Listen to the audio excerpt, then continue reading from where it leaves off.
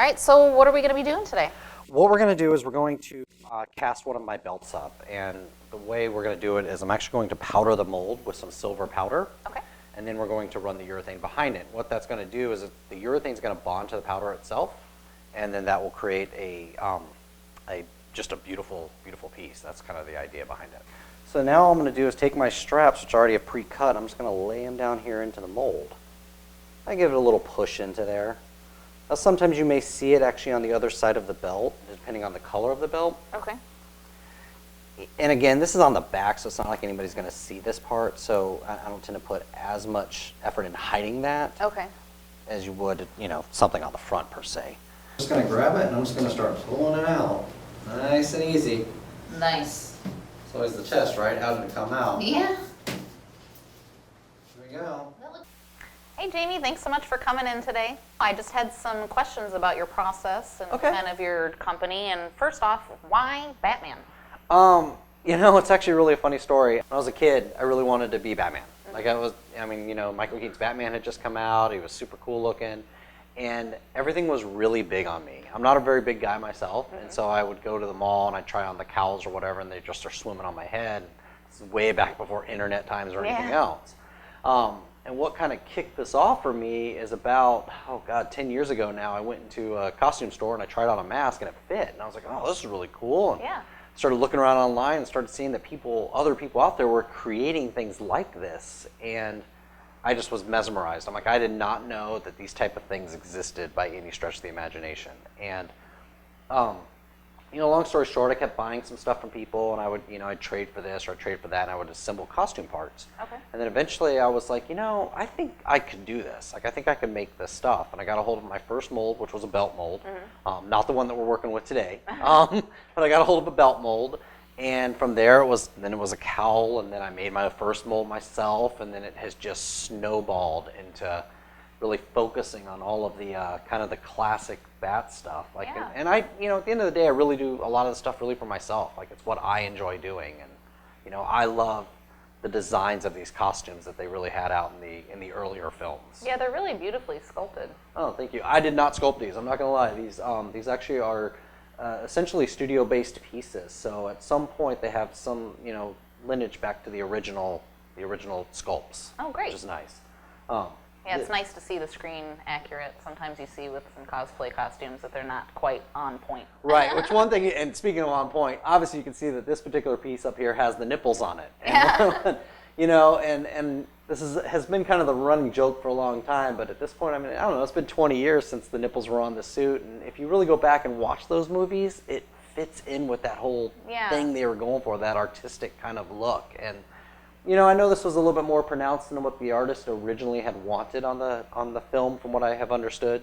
Just kind of gathering information, but I don't know. At this point, it is accurate, so it works. Yeah. And I'm a purist at the end of the day, so for me, they kind of need to stay on there. Yeah, no, totally makes sense. Yeah. So bat nipples for days. So now you mentioned that there's several other companies that make these same kind of products. What kind of makes yours stand out from the rest? Me personally, I try and focus on quality over quantity. Okay. And what I mean by that is I don't try and just kind of churn everything out as fast as possible or anything like that. To give a prime example, this chest right here, I haven't sold a single one of them. And I've been asked about it quite a few times, and I just don't want to sell them.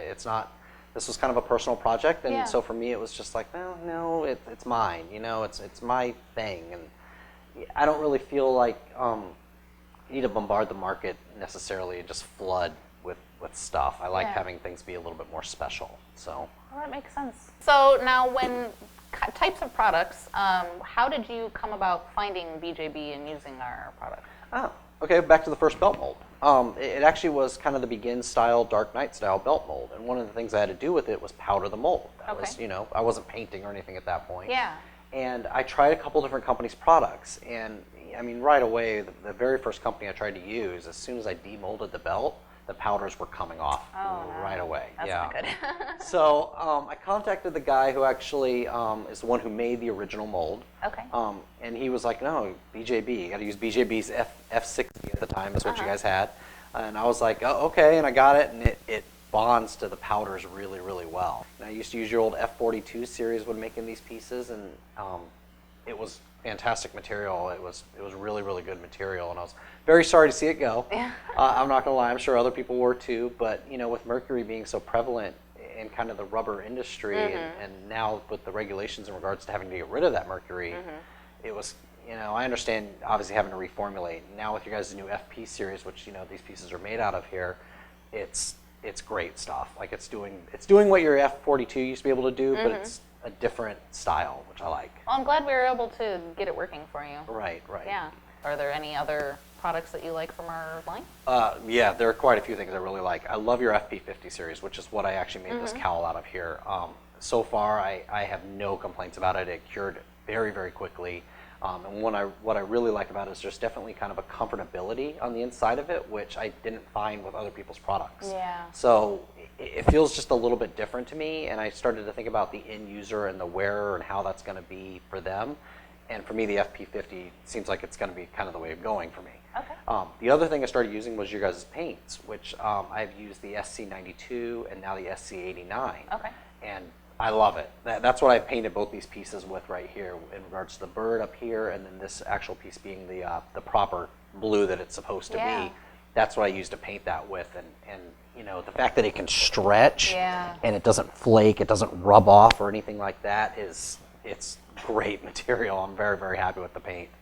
And then actually when I molded this, I used your guys' 25 Shore tin base silicone. Okay. And the reasoning why I used a tin base over your platinum silicones is because this was actually a foam latex torso. Oh, yeah. And with running you know, silicone up against foam latex, if you use platinum, it won't cure. Yes. So I ended up having to use a tin base, and I just fell in love with it right away. Extremely fast cure times, and I was able to get the multi-layers put on there with very little time in between, which was nice. Now, what about like pigments? Do you use, what kind of pigments do you use? Yeah, I use your black exclusively. I've used other people's materials, but when it comes to the tints, your black is the best I've seen. And it's very cost effective. That's the other thing I really like about it, because you can get it in such big quantities. In my particular case, I'm going to go through a lot of black. Yeah. So now, like, when picking a material supplier, what kind of do you look for when it comes to who you want to go with for what product? Mainly, to be honest with you, is tech support. One of the things I have found is with you guys, anytime I have a question about anything, I can contact you. That's been kind of my main thing, because I have, you know, called other companies in the past and have been steered the wrong direction. But then other times I've called other companies and it's just lacking of support, and that's a big thing, especially when you're trying new products. Correct. You want to know that it's going to work and you didn't waste your money on it. Yeah. It's kind of that simple. Yeah, makes a lot of sense. We kind of pride ourselves on our tech Right, support. right. So, for seeing like the future of the industry, You know, because obviously, like we were talking about the mercury before, and that's been the key thing. And there are some companies that are still using mercury in their products that I found out. And it's kind of important, especially with something like this that someone's going to have to wear, to be ahead of the game a little bit. So, and that's why I'm really going back to using your guys' stuff now when it comes to urethanes, because I like the fact that it's mercury free. You've been working on it now for 2 years in order to be able to create a good quality product. And for me, that's very important.